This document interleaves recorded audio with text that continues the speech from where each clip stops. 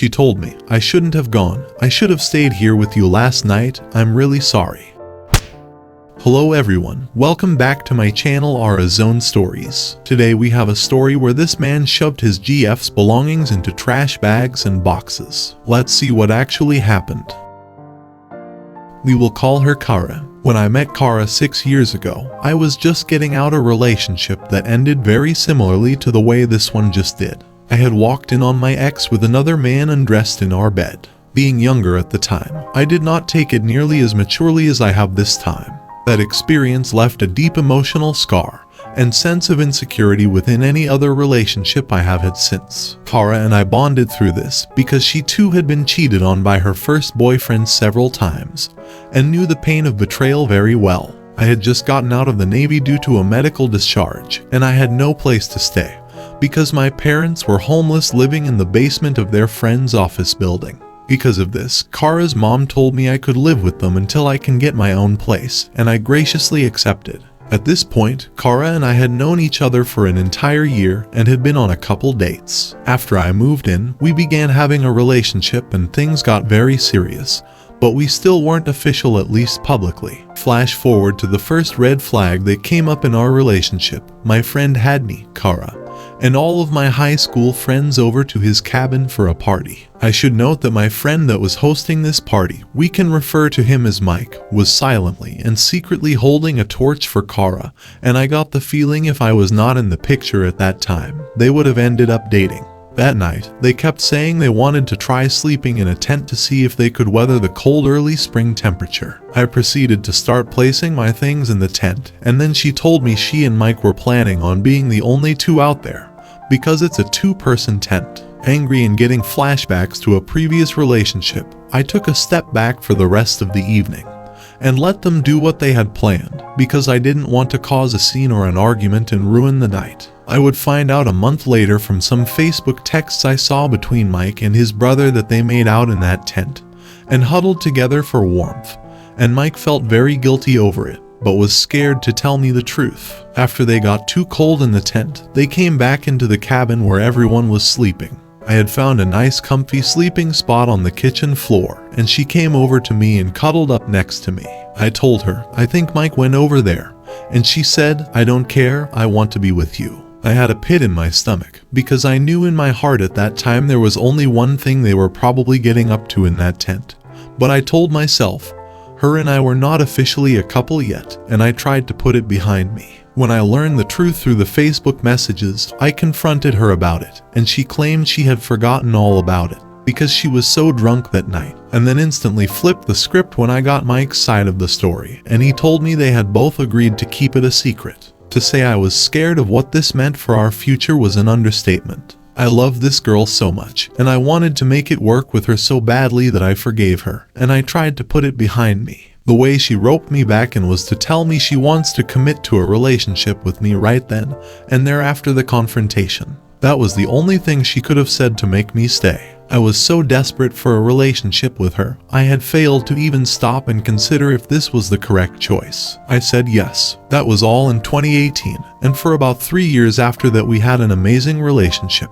Plenty of intimacy, open communication about our feelings, regular dates, family trips together, the works. I was finally in the relationship I wanted, and sure it needed work, but we were both so young I figured we would grow and mature together and only get stronger. Boy, was I wrong. Flash to about 8 months ago in summer of 2022, we were living together in our own apartment. I had a full-time job at the hospital, and she was a certified nursing assistant at the same hospital, and an emergency medical technician on an ambulance, all while also attending nursing school. I was extremely proud of her ambition and work ethic. I would tell her that all the time. Our plan was after she finished nursing school, she would begin to support us more and allow me to start going to school full-time. Things were looking up until I started to feel like she wasn't putting in nearly as much into the relationship as I was. Our life slowed down. She would never reciprocate my back massages or any physical affection, and she wouldn't clean the apartment ever. Even if I tried to ask her to help, she would always make some excuse like she is too tired or she has to study, and these trivial things would become a much larger point of contention. We began drifting apart. We began bickering more often, not spending as much quality time together, and no amount of conversations would change any behavior. We had a serious talk and discussed breaking up, but we both decided we weren't giving ourselves enough chance to work through this rough patch, and we decided to stay together and see if we could ride it out. I made a mistake when the day after this serious talk. On a whim, I texted her telling her I don't believe anything in our relationship is going to change, and maybe we should just see other people. I instantly regretted that text the moment I sent it, and I wished I would have waited just 40 more minutes until she got home so we could talk about it more. I believe this was the day our relationship truly died. We would still text every day after the breakup, but she went to live with her mom for about 2 to 3 months and only started slowly moving her things back in after lots of deep text conversations and us promising we were both still committed to each other. When November rolled around, for a brief few weeks, things were better. We were having more fun with each other again. She was living with me full-time again. And even our life had gone back to how it was when we first got together. All of that came to screeching halt when her father became extremely sick with a horrible disease that shuts down all organs in your body and will finish you if not properly medicated and on a ventilator. He was in the hospital for over 2 months, and everyone was worried he would not make it. Around this time, Kara began getting much more depressed. The last time we were intimate was around the time her dad went into the hospital. She buried herself in work, mainly long shifts on the ambulance, and I tried my best to comfort her and her family any way I could. Since I worked nights at the hospital, I would frequently come in and visit her dad when I had time, and I would reposition his body or swab his mouth to moisten it. I genuinely love her family so much still, and losing them is possibly the hardest thing through all of this. Her father gave me a family to be a part of again, and for that I will always be grateful. Now we are coming up on the final stretch of this story. It is now December 2022, and I notice Kara pushing me further and further away.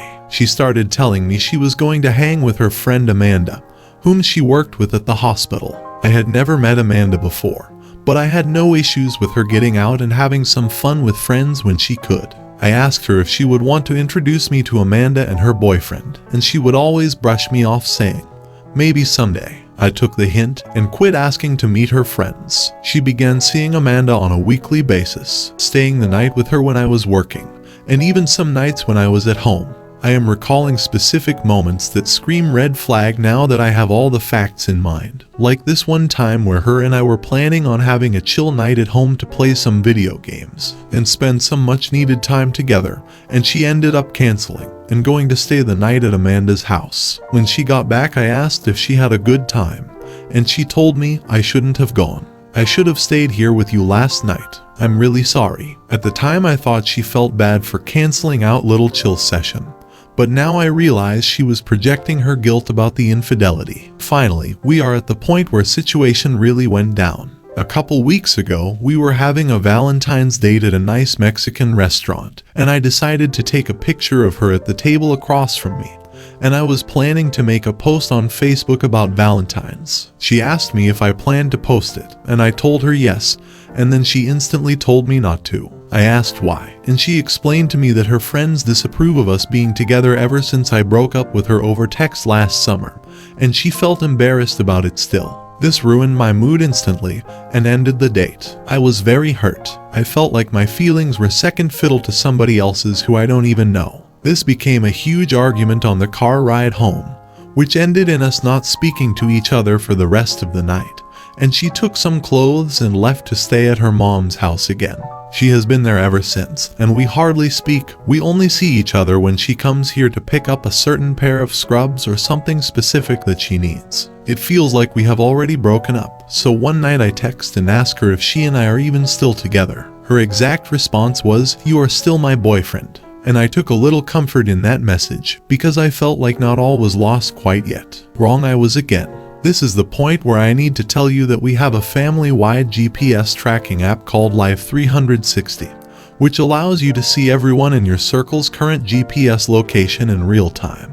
I have never felt the need to use this app to track her location until the past few months when she began pushing away from me. I would check her GPS location when she told me she was with friends, and she was always going to the same house a couple towns over. She told me that was Amanda's boyfriend's house and got angry at me for tracking her location, and saying I'm accusing her of cheating. I felt so crazy when she said that, like I really was just being overly insecure and paranoid. She gaslit me. Tonight, I was hanging with a longtime friend of mine. We got pizza, hooked up his computer to the TV, and we were couch cooping some Fallout 2. It was a wonderful night, until I checked Life 360. I noticed Kara was at a fancy restaurant downtown, and I texted her asking what she was up to. She told me she was with some girlfriends from work, some names I actually knew and had met before. She stopped replying to me, and I noticed shortly after she drove back to this house that she has been house-sitting for some family friends. After leaving my friend's house, I decided with a pit in my stomach and my spidey senses tingling that I would go drive by the house to see if there was any strange cars. I was terrified the whole way there. I considered just turning and going home, and then I was just being crazy. I pressed on though and made it to the house. Sure enough, an unknown car was sitting in the driveway alone.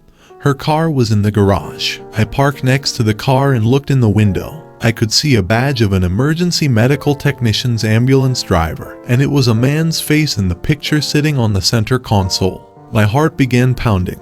In that moment, I knew Kara was inside the house with some guy she works with that I do not even know. I stood there, next to the car, staring at the house in the dead of night. I decided I hadn't seen irrefutable proof yet, and I needed to go inside to find the real truth. The front door was unlocked. I walked in quietly and made my way to the bedroom expecting to find them in the throes of passion.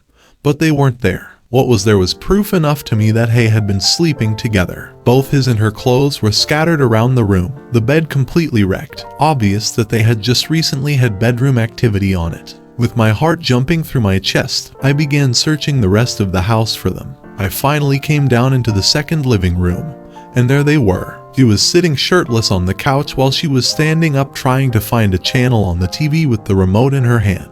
When she saw me, her eye lit up like a deer in headlights. I just stood there staring for a second until she broke the silence by saying, "Oh, hey, what are you doing here?" I was so upset. Having flashbacks to my previous relationship, I looked her dead in the eyes with the most intense look and simply asked, "What are you doing?" She didn't reply. She just made her lips inside her mouth, probably unable to think of a lie in the moment to tell me and gaslight me like so many times before. After a few seconds of silence, I turned around and stormed out of the front door, slamming it as hard as I could on the way out. That was 5 hours ago. After I left there, I went home and I have began shoving all her belongings into trash bags and boxes. I switched the electric bill into my name, and I've blocked her on everything except the phone number. She hasn't called or texted me.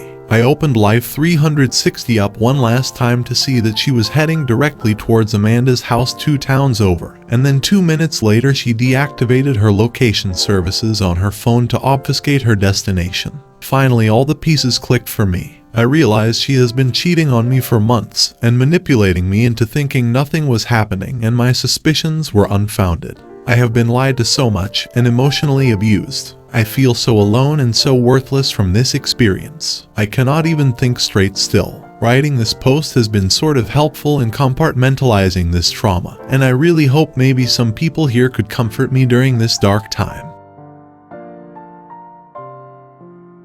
I spoke to her brother-in-law this morning.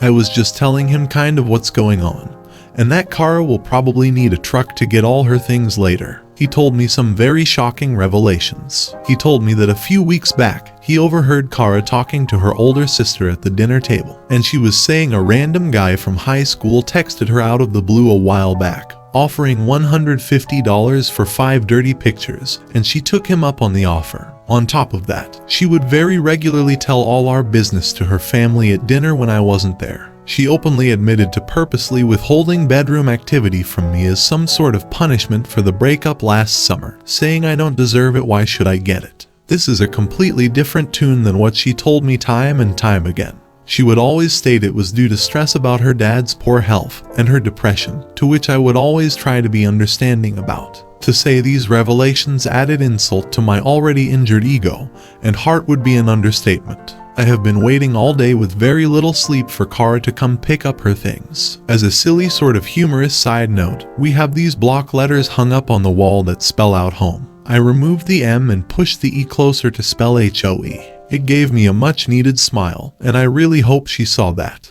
I was also slightly maliciously packing her things. I was shoving all photos of us, old love notes, etc. in any bag or box I had nearby at the given moment. The immature, vengeful side of me hopes that she will eventually stumble across all these memories, as I had to while packing them up, and feel at least a fraction of the pain she has caused me over the years. I don't think that will be the case, however. As I'm writing this, Kara and her brother have just finished getting all of her things out of the apartment. They are gone. The place is just as quiet as it's been for months, but a lot cleaner and emptier. In my mind, I was wondering how this whole situation was going to go. I deduced it was going to go one of two ways. Either she would come in crying, apologizing, trying to rope me back in, or she would ghost me and get in and out as soon as possible with little to no interaction. It ended up being that latter, which stung the worst. I was hugging her brother, and he was telling me if I ever need anything, he still sees me as a brother, and he would be there for me. Kara walked up to grab another box, and she couldn't even look me in the eyes. I said, "When you're finished up, would you like to come up and speak privately with me?" "What do you want me to?" I cut into her trailing off sentence saying, "The truth. I want the truth. Will you at least give me some semblance of closure? I don't want to talk to you." I figured. I already knew the answer to that question, but I wanted to see if you would or not. That was our final interaction. Still hurting after they left, I slipped up again by giving in to my feelings and sending her some strongly worded text messages, basically telling her how pathetic she is that she can't even own up to it or apologize to my face. Instead, she would rob me of any closure and ghost me. She isn't even reading them. I wish I could so easily move on as she has. I guess it's easier when you already have somebody else waiting for you. It's just very unfair that after 5 years, I'm left to pick up the pieces alone, while she jumps onto the first guy she sees. I want to block her number, but I can't yet. My car title has both of our names on it, and I want to make sure I can switch it to myself only before I completely cut contact with her, just in case the bank has some sort of in-person consent policy for changing the title. After that is figured out later this week, I will finally be finished. To the people talking about common law, the state we are in does not recognize common law unless you already attained a common law marriage in a different state and moved here. As for reporting them to their employer, I simply do not know this guy's name. I could not report them if I wanted to, and to be honest, I'm not the kind of person to try to go nuclear like that. I just want to move on with my life and start looking towards my future without her. I think he is handling things as well as he can under the circumstances. Perhaps she was hurt when he broke it off with her in the summer of 2022, but then she shouldn't have resumed the relationship.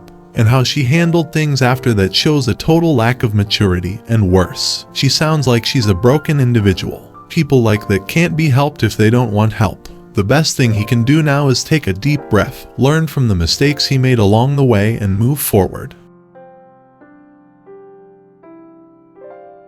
My wife had a year-long starting as early as June 2021. I suspected her friendship with a friend's husband was more than just that in July, but I could not prove anything.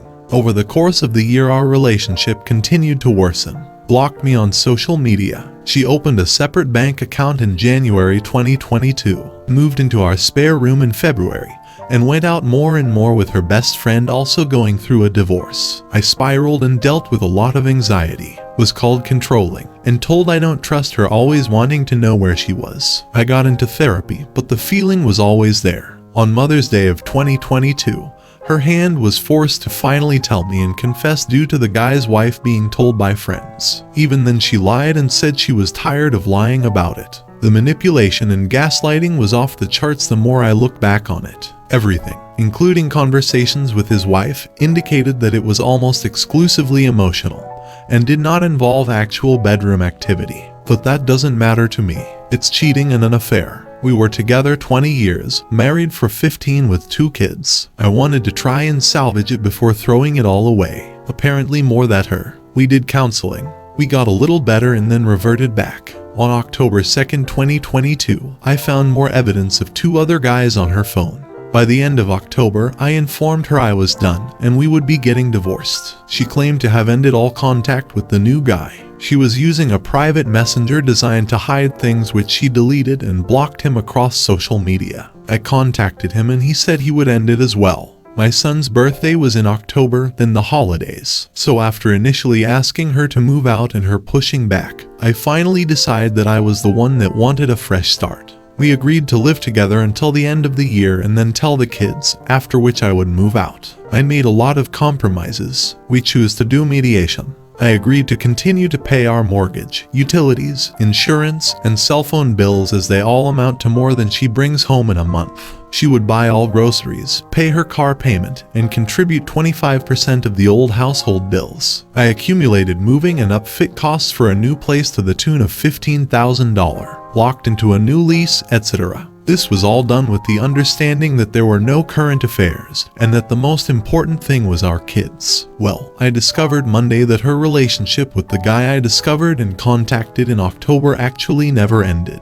Which means that in the final weeks of our marriage counseling before I ended it, and subsequent negotiations about separating, it was all a giant lie again that was carried on. This entire time she has still not disclosed her finances as of yet, dragged her feet on custody schedules, and not scheduling mediator meetings as we agreed. It has been all very frustrating. So Monday night I informed her that I know she is still seeing him, and has been, and that I am done supporting her. I contacted the guy's wife this time, so she knows, and yesterday I emailed her a list of the bills, dues dates, login information, and total due. She called yesterday crying that she can't afford it, and that she won't even be able to buy food. Said she won't pay the bills in March, to which I replied, fine, you will just owe double in April. My only concern is the mortgage as it affects my credit score. I have reached my breaking point. I was manipulated again. No more. She can sit in the dark or have her affair partner pay the bills. The kids can stay with me if she can't take care of them.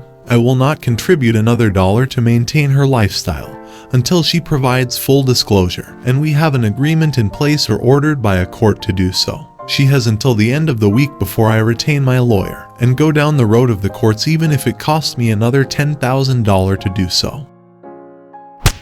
She should have thought about the consequences of her actions years ago. He didn't make that choice, she did. The damage is already done, and he will never trust her even if she turns over a whole new leaf. Besides, she is a serial cheater, and I have never heard of a case where one of these was reformed.